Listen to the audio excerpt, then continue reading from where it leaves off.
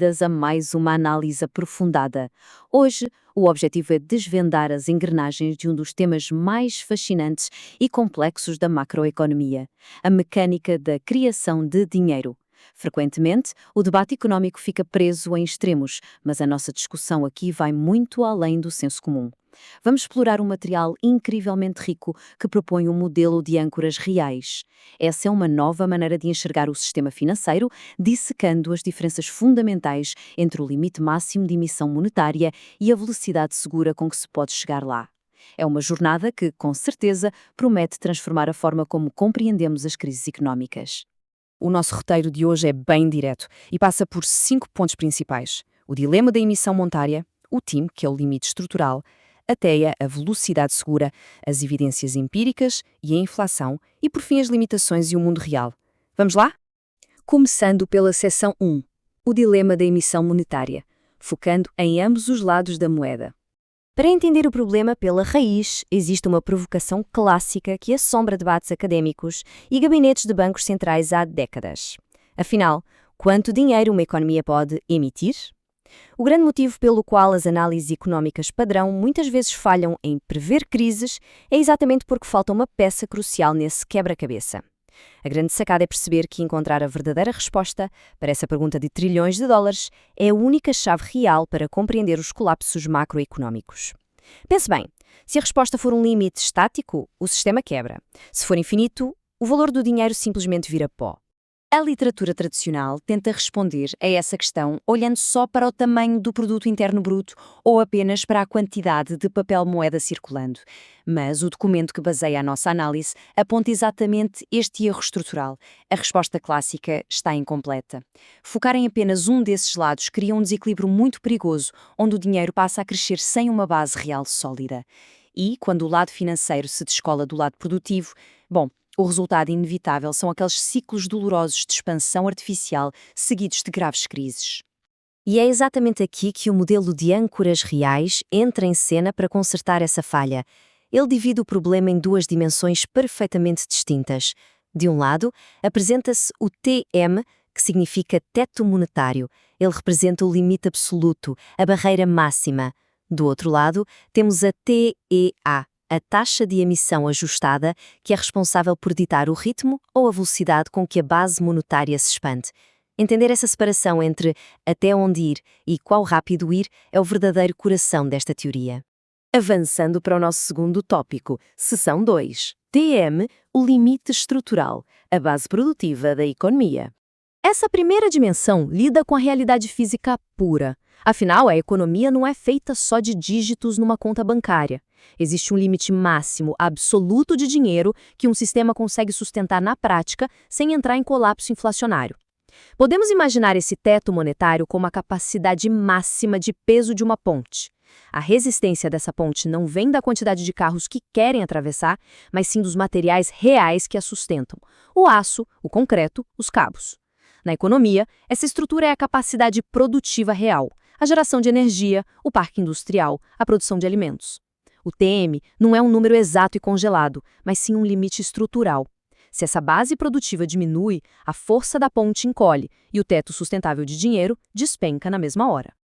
Para dar um rigor matemático a essa ideia, o modelo adapta a clássica equação de trocas de Irving Fisher. Na visão tradicional, M vezes V é igual a P vezes Y.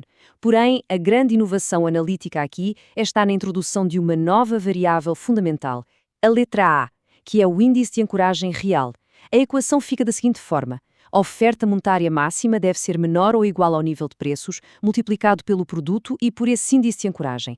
Tudo isso dividido pela velocidade do dinheiro. É uma maneira extremamente elegante de provar que somente a parte da economia genuinamente ancorada em produção física e real pode dar suporte à emissão de moeda no longo prazo. O que nos leva à seção 3, TA, a velocidade segura, o ritmo até o teto. Com o limite físico já estabelecido, o foco muda para a segunda parte do problema. Retomando a metáfora, saber que a ponte aguenta 100 toneladas é vital, mas se um comboio de 80 toneladas atravessar essa ponte a 200 km por hora, a estrutura inteira entra em colapso devido à vibração e ao impacto. Respeitar o limite de peso não basta, a velocidade de travessia importa na mesma proporção. Até traduz essa velocidade ideal através de uma fórmula rigorosa. A velocidade de expansão é igual ao crescimento da economia real, mais a meta de inflação, menos o impacto do descolamento financeiro. E é essa subtração final que muda o jogo. Ela funciona como um verdadeiro freio de emergência matemático. Se o lado financeiro da economia começar a crescer muito mais rápido do que a produção real de bens, a fórmula exige que a velocidade de emissão diminua imediatamente. Vamos transformar essa matemática em algo bem visual com um cenário plausível em 3 passos. No passo 1, calcula-se a base. Imagina-se um crescimento real de 2,5% e uma inflação de 3%, o que nos dá uma base de 5,5%. No passo 2, fazemos o ajuste do eixo-cesso. Se tivermos um descolamento de 4%, multiplicado por uma sensibilidade de 0,3%, chegamos a um desconto de 1,2%. Finalmente, no passo 3, temos o resultado. Subtraindo esse 1,2% da nossa base inicial, chegamos a 4,3%. Essa seria exatamente a velocidade máxima segura para injetar dinheiro nessa economia, de forma totalmente proporcional e mecânica. Vamos agora para a seção 4, Evidência empírica e inflação, olhando para o caso do Brasil, de 2010 a 2023. Uma teoria só se sustenta de verdade se for comprovada pelos factos. Por isso, deixamos as ideias puras e entramos nos dados reais. O documento-fonte aplicou esse modelo analítico à economia brasileira num período de 13 anos, e o que as evidências mostram ilustra a teoria de forma brilhante.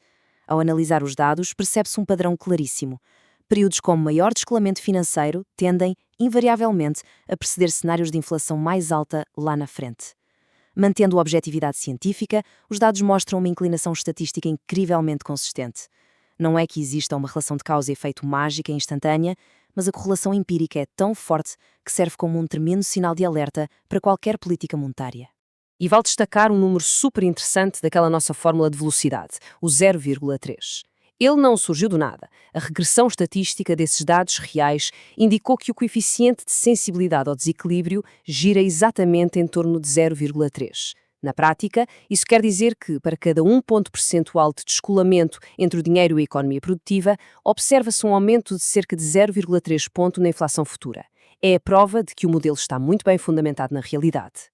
Chegamos à nossa última parte, seção 5, limitações e o mundo real. Como aplicar essa estrutura lógica?